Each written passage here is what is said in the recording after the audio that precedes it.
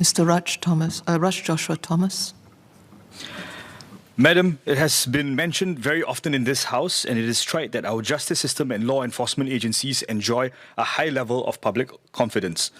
In fact, the Institute of Policy Studies 2020 installment of the World Values Survey found that our courts and the Singapore Police Force enjoyed admirably higher levels of confidence as compared to our government and our parliament.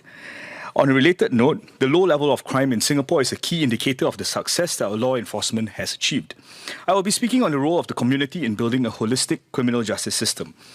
Ma'am, our recidivism rates, as mentioned by Mr. Murali before this, are amongst the lowest in the world. The two-year rates for the 2019 release cohort is 20%. However, as has been pointed out in this House before, the 5-year recidivism rate is double of that. This warrants some pondering as to why the rate of reoffending goes up steeply after the first 2 years of being released. I note that, as had been debated in Parliament last year when the Singapore Prisons Act was amended, that there are significant government programs for ex-offenders immediately before and immediately after release.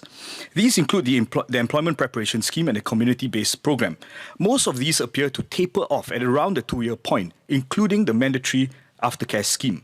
I will therefore venture to deduce that the reason, or at least one of the reasons why the recidivism rate goes up after the 2-year mark is precisely because government programs are tapering off. In this regard, in order for us to keep the likelihood of reoffending low, we need to make sure that the community plays its part in conjunction with government programs and, importantly, after government programs have completed. Some community initiatives include the Singapore Aftercare Association's Befriending Program and the HCSA High Point Halfway House. I would like to urge MHA to continue to provide support to these and other ground-up programs, including with grants and funding, so as to empower the community to play its role in rehabilitation and to help to prevent reoffending. On a related note, I would like to ask the Minister, what other efforts have MHA made to look at the criminal justice system from a holistic perspective to prevent individuals from offending or reoffending? Separately, and based on my experience as a volunteer pro bono lawyer, I have noticed that there are many drug offence-related reoffenders.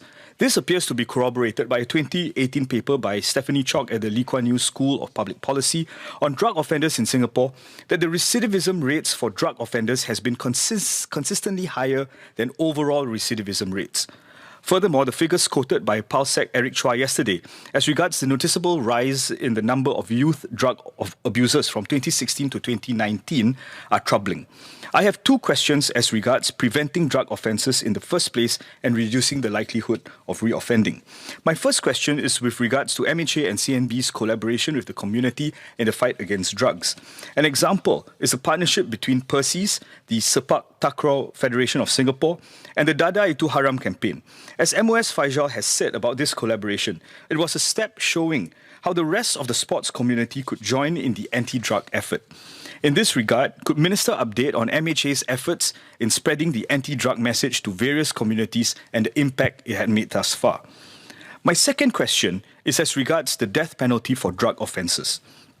A study commissioned by MHA in 2019 on the views of Singapore residents found that the majority felt that the death penalty was more effective than life imprisonment for serious crimes, including drug trafficking. Another study in 2018, this time on a sample of non-Singaporeans who were likely to visit Singapore, came to similar conclusions. Minister Shanmugam had also mentioned in the House in October 2020 that there was evidence that knowledge of the death penalty led to a reduction in the amount of drugs trafficked. As Minister said then, these and other surveys quite clearly show that there is majority public support for the death penalty. On this, would the Minister be able to give a comparative view, that is, how Singapore compares to other countries that do not impose the death penalty for drug trafficking offences?